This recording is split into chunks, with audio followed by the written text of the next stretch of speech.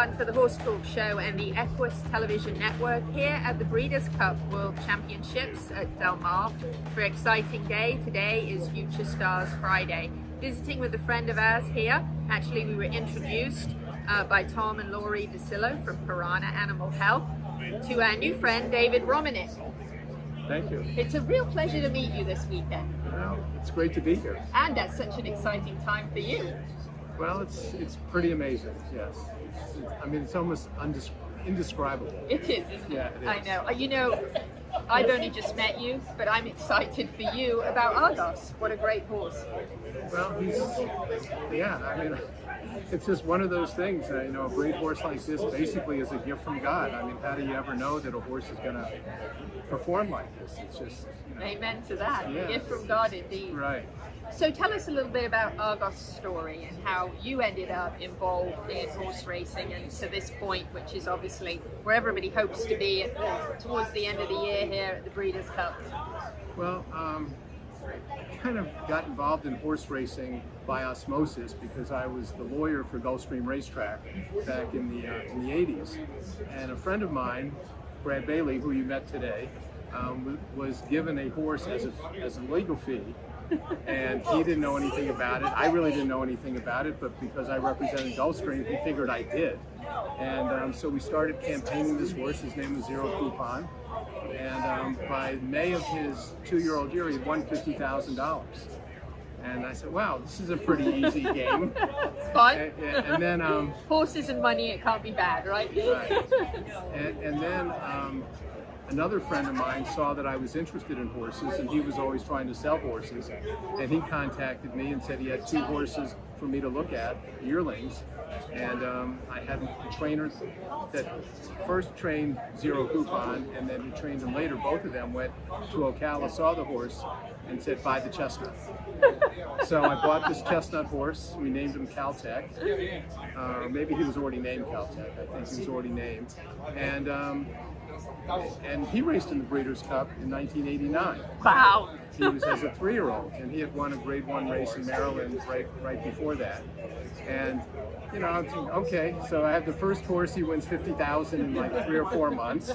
I have the second one races in the Breeders' Cup. I said, wow, what an easy game this is. We just need to hang around and touch you. Yeah, I know, but it's been 36 years since that horse until Argos came along. Wow. So, and Argos, I mean, I didn't breed him. Someone that I knew someone who had bought him for $10,000 as a yearling in Kentucky, and the stud fee was $55,000 for a sire Nyquist. So I figured there had to be something wrong with him, but I got a call and said, will you come over and look at this horse? He's for sale. So I went over, and a couple of friends of mine who really know what they're looking at, because as long as I've been in it, I'm still not great on the conformation and, you know, all of that stuff. And my friend, his name was Dale Smallwood, who's excellent at picking horses, said to me, he said, he's so much better looking than your other yearlings, how can you not buy him? So 3 of us got together and we bought Argos. He wasn't named at the time. And then we gave him to someone who trained him, getting ready to sell him in the March sale at Ocala Breeder Sales Company. And, you know, so he was training along and didn't look like he was the world beater until his last workout before the sale. And it was a very, very fast workout. And then he had 2 workouts at OBS that were among the 2 best workouts I've ever seen at OBS. Wow. And I was sitting with another former trainer of mine, Eduardo Ascura Jr., who's still got other horses for me. And he would time the gallop out on horses in the sale. And he showed me the watch, and it was either 30.4 or 31.4 for 3/8 of a mile. And I'm saying to myself, I've only had one other horse that could have possibly done that. And, you know, and I want to get back to the Breeders' Cup. So I ended up buying the horse really back out of the sale to buy my partners out. And, you know, kind of the rest is history, you know. How exciting. What a great story, though. And how wonderful that you got to bring Laurie and Tom DeCillo along with you for this incredible ride and this adventure, because, and Laurie said it's her first ever horse race. I said, well, you've done it right. You should come to the Breeders' Cup if you're going to come to a first ever and watch a horse race. Well, it may be her first horse race, but you know she's an Yes. equestrian for She her is entire indeed. life. Well, her and I already talked about how we both want to be on the pony horses out there, so it's such a great place to be. How incredible. And Riley Mott's first Breeders' Cup horse. Right, well that was kind of an interesting thing also because I didn't, this horse is a Kentucky bred and there was no reason for him to race in Florida where most of my other horses race. So I asked one of my trusted advisors, a veterinarian named Greg Fox in Kentucky, who I should send him to. And and he said, well, what's the criteria? And I said, well, I want a young trainer who only has one barn, who was trained by a Hall of Fame trainer and who's a future Hall of Fame trainer himself. And within a nanosecond, Greg said, Riley Mott. Bill Mott's son. Right. Oh, great. So, and Greg had known Riley because Greg was a veterinarian at Payson Park when Riley was an assistant to his dad. And I think he'd even met Riley at the University of Kentucky because Greg lives in Lexington and so Riley went to school there. And so, Greg recommended Riley to me. He recommended me to Riley. And, so Riley took on the horse. And then his first race was at Ellis Park, going 5.5 on the grass. And Riley, up to that point in time, he's been training 3 years. I don't think he ever had a first-time starter 2-year-old winner. But I know a lot of firsts. Right. Oh, great. But I've been, I've known his dad for a long time because he trained at Gulfstream and he trained for a fellow who owned Gulfstream for a while. So I'd known him. And Bill Mott's the same way. His horses hardly ever win the first time out, but when they do, it's a superstar. It's a superstar. So so this horse won first time out, going 5.5 in a hand ride.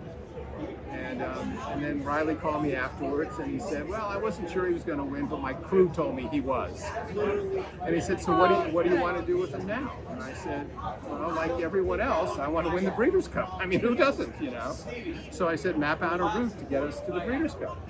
And he mapped out a route taking us to Woodbine for 2 stakes races, a short race and then a mile race. And he was third the first time and won the second race.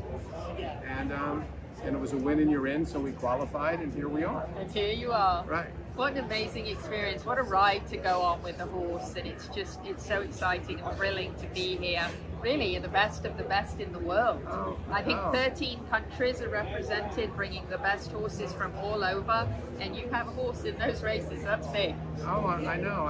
In fact, the 36 years between when Caltech ran and when Argos is running has taught me that how really great Caltech was to be where he was. I didn't really appreciate the greatness until 36 years trying to do this. And then, and now with Argos and the horses we had to beat in Canada, I mean, that race was very tough too. Maybe not as tough as this race, but it wasn't that far off. And the Dolphins sent somebody over. There's another European horse who I've seen his name and the past performances from some of the other horses that are here. So, I mean, that was a stacked race, and he ran great. And of course, we have Flavian Pratt as our jockey, which doesn't hurt because he's as elite as you can get. He is, yes. But and I'm really proud for Riley too, because I mean he's just been, just steady. Everything is steady works, nothing really fast.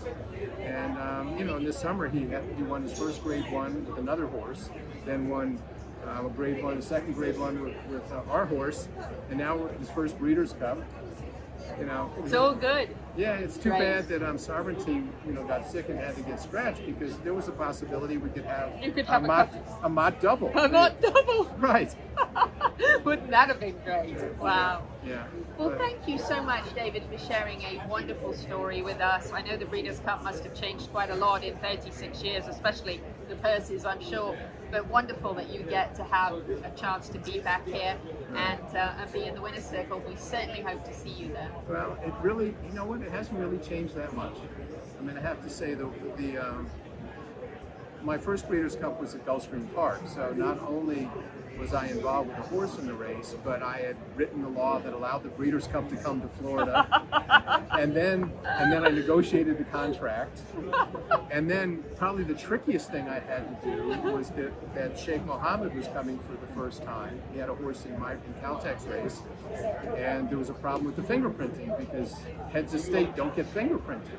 So I had to write a rule to waive the fingerprinting for Sheikh Mohammed. I called it my Sheikh Mohammed rule. It gets better. Right. You've got the best story. Well, and then a couple years later, I was running Gulfstream, and Christopher Clement was there, and he was training for the Queen of England. And and then an issue came up with her and licensing, and I called him and I said, well, I'll call him up. This is another Sheikh Mohammed rule case. She won't have to be fingerprinted. So we got her done, and she had the greatest silks ever. I mean, it was Sergeant Pepper's. Oh my it was just God. like awesome. Yeah. So, Wow. but it's I have a long history with Gulfstream Park, and I have to say that 1989, that one day of racing, was, at least in my opinion, the most spectacular day of racing in the history of the state of Florida. Wow. I mean, not only was my horse in it, but we had 70,000 people there, and up to that point in time, everyone knew Hialeah, but they didn't know Gulfstream. And that day of racing launched Gulfstream into the stratosphere of the elite tracks around the world. Wow. And the fact that Sunday Silence and Easy Goer were in the classic, that helped too. That helps as well. Yeah. I mean, top 20 horses of all times, right? Gosh. I mean, it was a great day. Gosh, great story. You know what? I have an idea. I think you should write a book. Well, That would be a great book. What you've just shared with us would be an incredible book. yeah, I need a ghostwriter.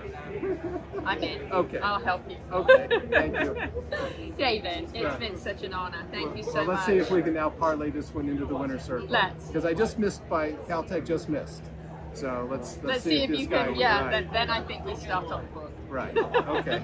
All right. David Romanik here at the Breeders' Cup World Championships. Very excited about Argos. Delighted to have Tom DeSillo from Piranha and his wife Laurie here with us as well. It's just been an incredible weekend so far. We hope to see them all in the winner's circle soon.